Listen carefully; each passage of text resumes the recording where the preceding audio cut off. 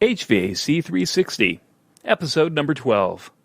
My interview with Lynn Bellenger, ASHRAE President for the 2010-2011 Society Year.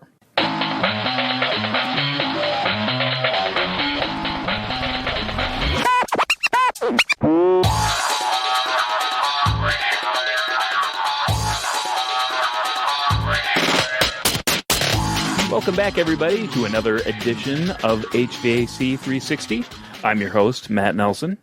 This week, I'm very excited to present my interview that I did with Lynn Bellenger.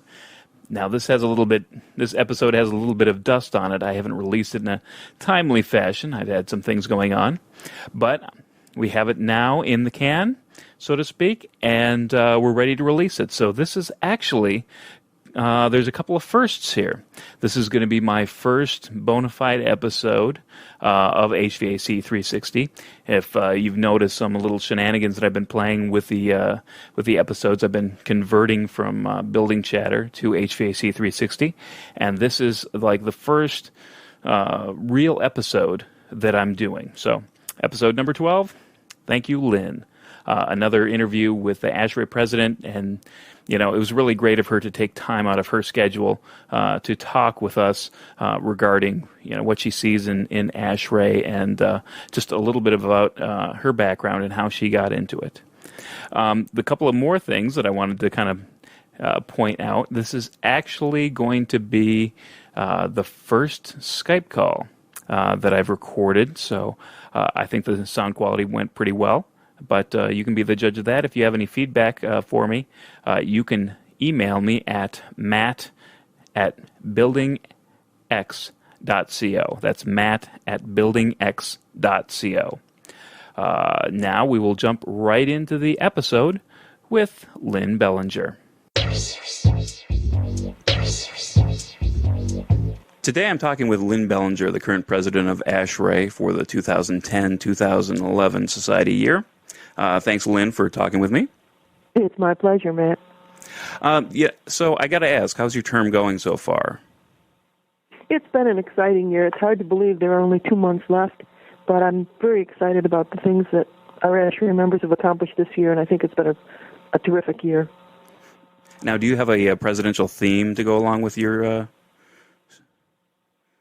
Yes, my theme is modeling a sustainable world, and that's focusing on the role that the powerful tools that we have in energy modeling, building information modeling, computational fluid dynamics, to really understand and explore opportunities in how a building is going to behave long before it's built.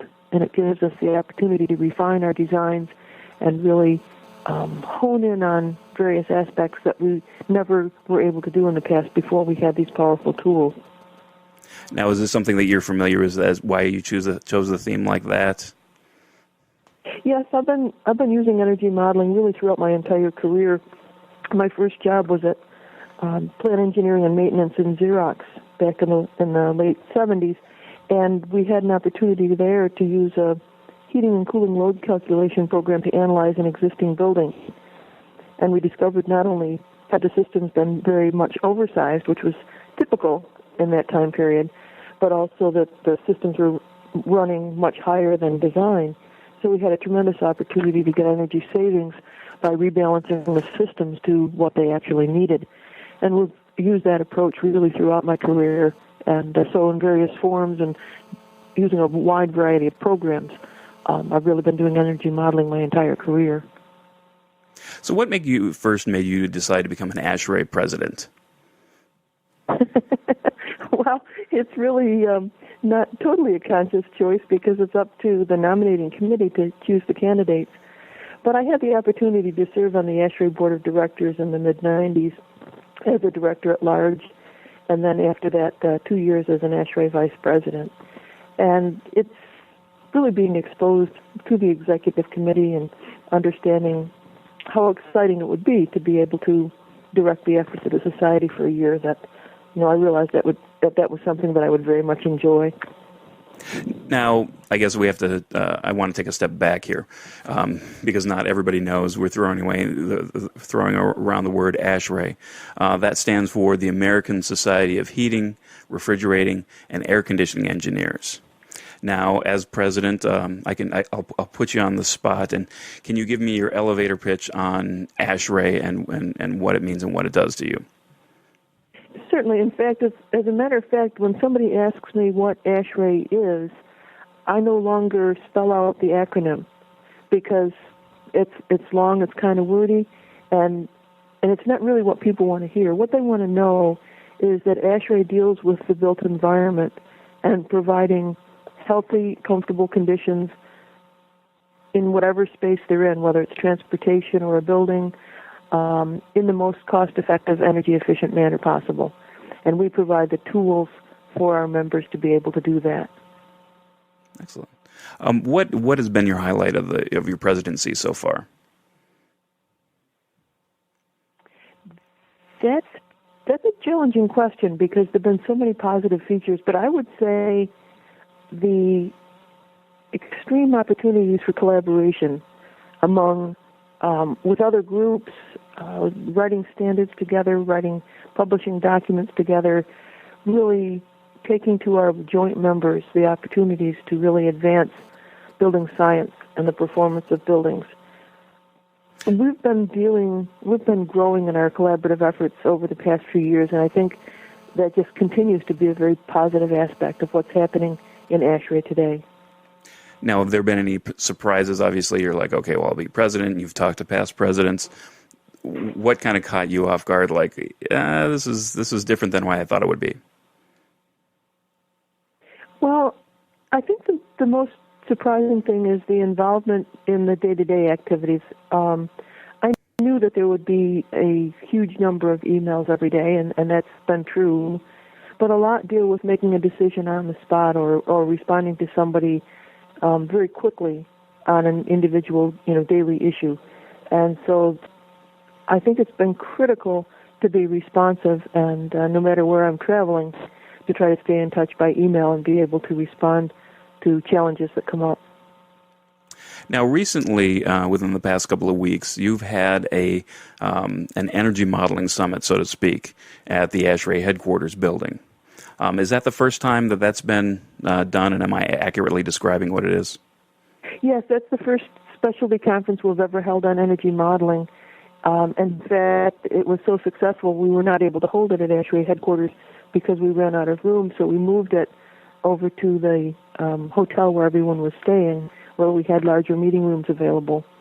We ended up with over 200, I think something like 220 people registered for the conference, and they represented 8 different countries and 33 different states within the United States. So it was a huge success, and it's my understanding the Conference and Exposition Committee is already planning to hold a follow-up conference sometime next year on the same subject because of its immense success. Now, has there been any talk about doing other kind of conferences the same way, or are they going to strictly stick to energy modeling for now? No, we generally hold 1 or 2 specialty conferences each year, and there's already a conference planned next year on low energy buildings, and that's following up on the success of our Net Zero Energy Building Conference that was held in March several years ago. So there always are at least 1 or 2 conferences in the planning stages. So after your presidency, what job are you gonna return back to? Because obviously it's this isn't your just full-time job. I mean, right now it is, but what's your so to speak what's your day job once the presidency is over? I'm a partner with Pathfinder Engineers and Architects in Rochester, New York, and I'll be returning to that position when my presidency is over. When I'm in town, I do go to the office, but typically even then I'm involved with responding to ASHRAE emails or phone calls and not really focusing on the business. So I'm looking forward to the opportunity to re-engage with my partners and with our employees on doing energy efficiency on a day-to-day basis for our clients. Excellent. So I guess what made you, going way back, what made you take up engineering? Well, oddly enough, Matt, it was a curious choice. My dad was an engineer at Kodak, and that was back in the time when it was mostly a male profession. My perception of engineers was they had a brush cut, wore sort of shapeless gray suits, middle-aged white men, and really didn't appeal to me at all. But I majored in mathematics and then went on and got a master's in environmental science at Rutgers University. And when I was looking for a job related to the environment, I ended up working in the environmental group at Plant Engineering and Maintenance for Xerox in my hometown, and fairly quickly realized that there was someone in another department who could really help me understand my job and what I needed to do. And he had previously been in the environmental group, but was now the only senior engineer in the company working on a new project called energy management or energy conservation. So we worked together. I was in his office 2 and 3 times a day asking questions about my job, and we discovered after a couple of months that it would be a lot more interesting for me to come work for him. So that really launched my career in energy conservation, and got interested in engineering that way. So I didn't have an engineering degree. I have a math and science degree, and then I've taken PE review classes, and after I had sufficient time in the field, I was able to take and pass professional engineering exam.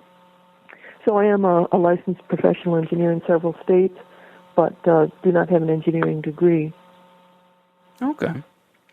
Now, I guess we'll point out you are the first woman president of ASHRAE. That's quite the distinction.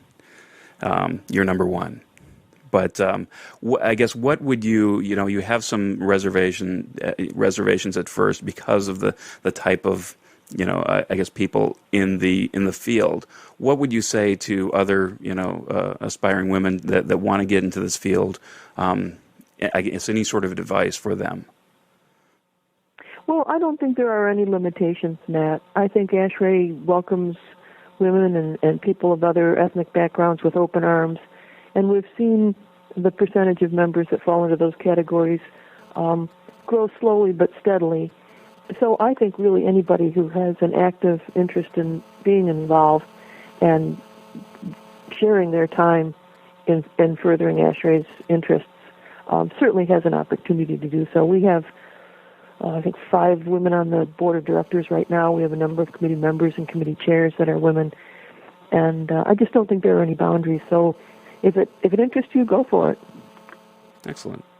Now, is there anything now, knowing where you're at now, is there anything that you would do differently? Anything that you would change in your career? I can't think of anything offhand. Okay. Perhaps on more of a reflection I would, but no, I'm quite pleased the way things have gone. Okay. Now, what has ASHRAE kind of getting back into that a little bit? What has your involvement in ASHRAE meant to you? I mean, what has that done for your career? How has that kind of interplayed, even in the early stages, I guess? I don't think I could begin to separate ASHRAE from my career. It's been so integral to its progress. The person that I mentioned earlier that I started to work with early on pointed out that if you're going to be in this industry, you really need to belong to ASHRAE. So I immediately joined and got involved with the Energy Management Committee, chaired that after a year or so, and then was asked to go up through the chairs. So really, my involvement with ASHRAE started at the beginning of my career and has been continuous throughout. The opportunities you gain through various leadership positions to learn how to run a meeting, how to work with different types of people and get them engaged, get them involved regardless of their backgrounds. You really get a lot of management training by being involved as an ASHRAE volunteer. So it's been integral to my career, and the people that I've met have become friends and colleagues and people that I can call on if I have a question, whether it's business related or technically related, I feel like I have this vast reserve of resources that I can call upon. So it's just been an integral part of my career. Now, I guess, what is the best way for somebody who's just getting into the field? What's the best way for them to get involved? How would you relay that to them? Well, partly it depends on whether they're interested in excuse me, being active locally. We pretty much have chapters throughout the world. We have 176 chapters in countries around the globe. So getting involved locally is certainly one opportunity by going to the chapter meetings. But there also is a vast number of members who are active not necessarily at the chapter level, but have gotten involved in the ASHRAE technical committees. And we have over 100 technical committees on specific topics related to our industry that meet twice a year at the winter meeting and winter conference and annual conference, but also do work in between using email and conference calls. And that really advances our industry. The technical committees are responsible for identifying the research that's needed, writing the work statement, evaluating proposals, tracking the projects, writing our handbook chapters. So the technical committees really are a very fundamental part of advancing our technology. So either through the chapter level or through the technical committees or other society committees as far as that goes, there's really a broad array of opportunities to be involved. Now, and I kind of know the answer, but I'll let you answer this. Now, say for instance, I just joined ASHRAE. I might have a couple of years of HVAC experience. It's kind of intimidating to get on a technical committee with a bunch of experts. Do you have to be an expert to join at the society level to get involved with the committees? No, you don't need to be an expert. You need to be willing to work hard and contribute. A number of our technical committees, certainly we rely on the experts to update our handbook chapters, but there's a place for the newcomers. My first activity at the society level was joining a technical committee, and I will say I did feel a little bit intimidated, but the people there were very helpful and encouraging and really enabled me to make a contribution through the way I was welcomed. So, no, kind of moving on, getting your kind of your soothsayer hat on. What is the as far as the most significant changes you see coming up and presenting themselves to our industry, probably within the next 5 years, say? Well, I think one of the biggest opportunities is going to be participation in helping guide the direction of the smart grid. Right now, ASHRAE is working on a standard called the Standard 201P, the Facility Smart Grid Information Model, that will help determine how we communicate with the utility companies and receive and transmit information as we get closer to a smart grid where we'll be receiving signals from our energy suppliers saying there's a brownout coming or there's going to be a higher cost of electricity and you need to respond to that need. ASHRAE is helping define the requirements and the communication protocols for communicating with the smart grid. And I think that will be increasingly important as we move forward. Now, ASHRAE has a kind of a bureau, I guess, so to speak. How would you describe the ASHRAE in Washington? Well, we've had tremendous success over the last few years. Our Washington staff has done a tremendous job in communicating to congressional people the availability of ASHRAE expertise and our willingness to provide commentary and provide educational opportunities. Our Washington staff has helped create the High Performance Building Congressional Caucus Coalition, which meets monthly and provides a briefing for congressional staffers on topics related to high-performance buildings.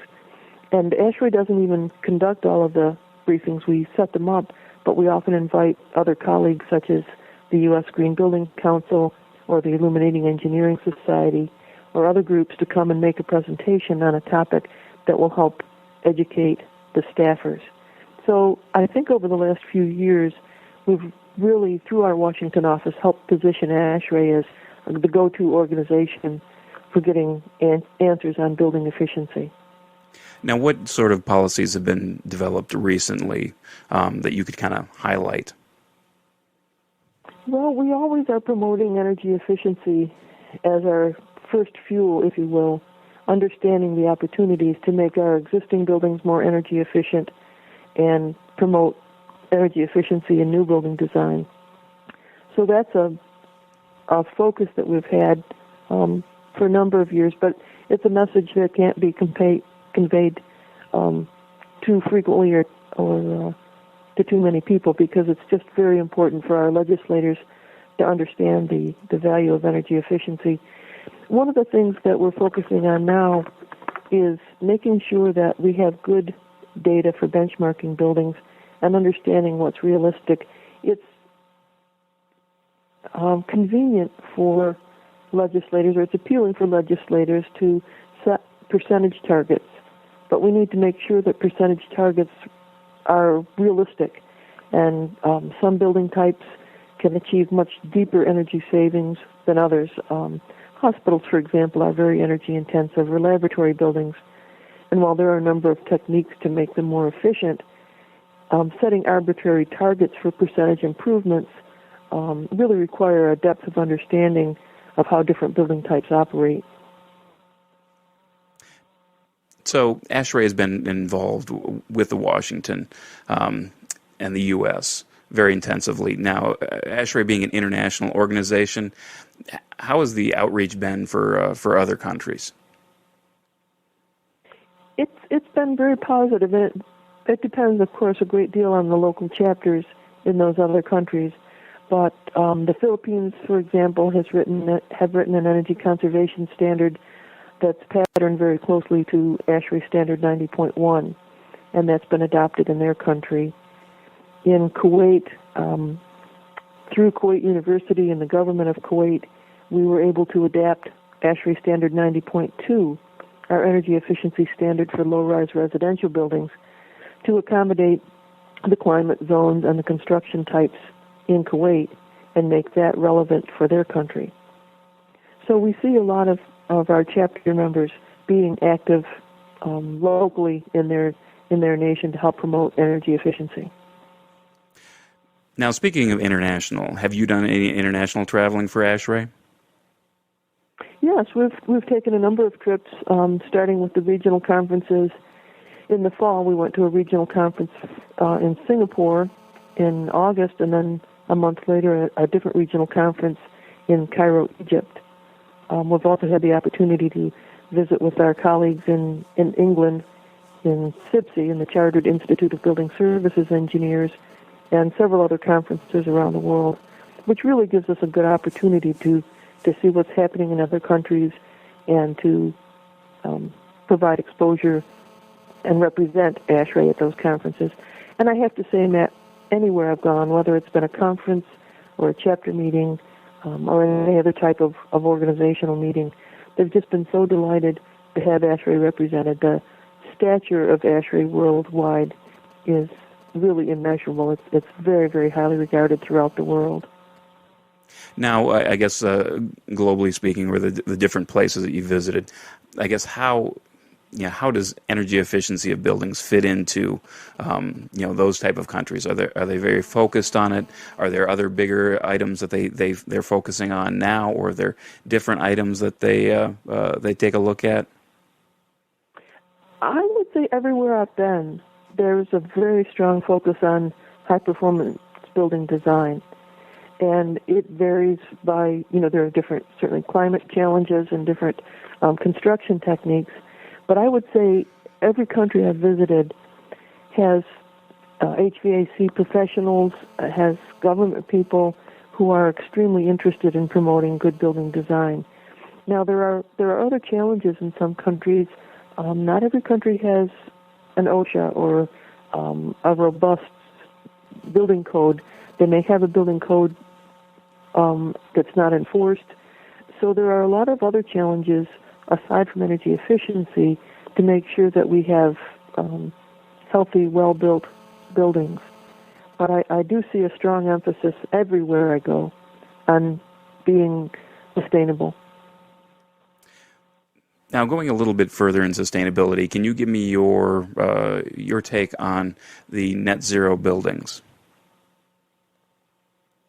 Well, I think that's an important goal to strive for, and there are many building types where we can achieve net zero, and that's being done already in different building types and climate areas around the world. I think it's important to recognize that we can get to low energy in some buildings, but not every building will be net zero. I think it's unlikely to see net zero hospitals, for example, or fast food restaurants. But that doesn't mean there aren't really good opportunities to improve energy efficiency, look for more low energy equipment, Energy Star equipment that can be installed. So there are lots of opportunities in every building type, but not all will get to net zero. Now, ASHRAE is one of the key standards that ASHRAE has is 90.1. I think everybody would agree, the minimum energy efficiency standard. Now, that recently came out with an update, and in 2010, there's a user guide now available for that. Is every standard kind of builds on the last standard and is a little bit more energy efficient. Right now, I know that the 2010 version, they were struggling to come up with items to include in that version. What do you think? Have you heard anything from the committee, or do you know anything? How do you think they're going to make that next iteration, that next the step? Well, they do have an approved work plan to increase the energy efficiency requirements in the 2013 version of the standard, and work has already begun. There were a number of addenda that were in process when we reached the cutoff for publishing the 2010 version of the standard. So we already have addenda in the pipeline that will increase the stringency of the standard. But certainly as we get closer and closer, it becomes more and more difficult to get significant energy savings. And I think at some point we will probably change our focus from a prescriptive standard, which we have now, to a performance-based standard. And of course there is a performance option within standard 90.1.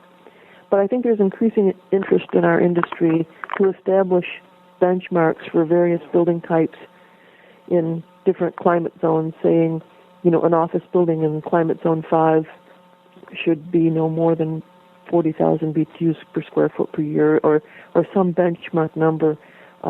Obviously, that's highly influenced by weather, by occupants, by schedules. But there's a strong influence in our interest in our industry in having these benchmark numbers, and we're working to help develop guidance in our industry to show what the targets can be.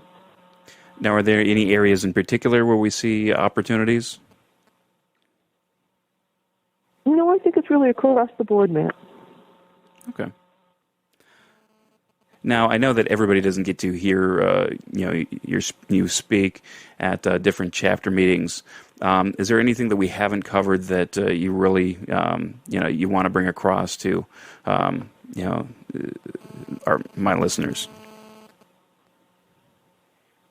Man, I think it's the importance and the importance of every individual member and the opportunity they have for making a difference. I think so often we look to other people, or we look to acknowledge leaders in our industry who are the ones giving the speeches or traveling or writing articles, and that's obviously extremely important. But to really make a difference, it's going to be the day-to-day decisions. It's going to be the discussion in our design charrettes, the opportunities we have for promoting integrated design in our project meetings that really make the difference. So I don't think anyone should underestimate the opportunity that they have to make a difference in our industry. I really think it's a collaborative effort that's going to move us forward and really implement integrated design in our daily practice. All right. Well, I appreciate you taking the time out of your busy schedule to talk with me, and I think that that'll just about do it. Great. Well, thanks very much, Matt. It was a real pleasure.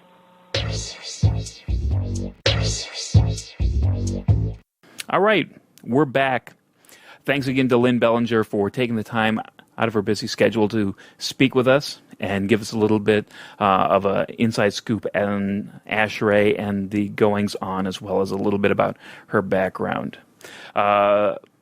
I want to thank you for listening. It's been really great getting back on the getting back behind the mic and recording a few more of these episodes. So I look forward to sending these out on a more regular basis.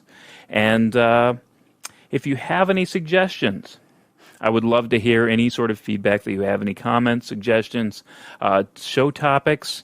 You can do that. You can either go to my blog at buildingx.co, or you can email me at matt@buildingx.co, or send me a tweet. You can direct message me on Twitter at buildingx. So until next time, know what you build and share what you know.